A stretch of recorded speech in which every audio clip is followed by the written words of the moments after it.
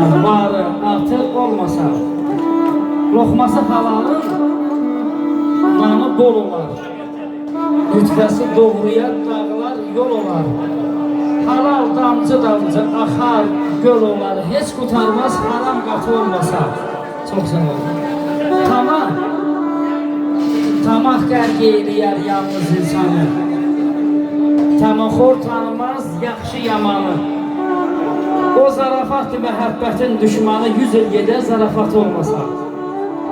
Bir məsəl var, arxalı köpəyi qurt basar. Arxalı danışar, arxasız yatar. İnsanı sındırar, qatılı yıxar. Şirin dili, xoş səfası olmasa. Heç yorulmaz, gedən yolun düzü ilə. Azmayan yolunu şeytan sözü ilə. İnan ki, otlar da qurt da quzu ilə ara qatan alaçatı olmasa.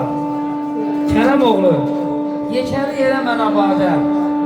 Yekəri insanı tez verər bada.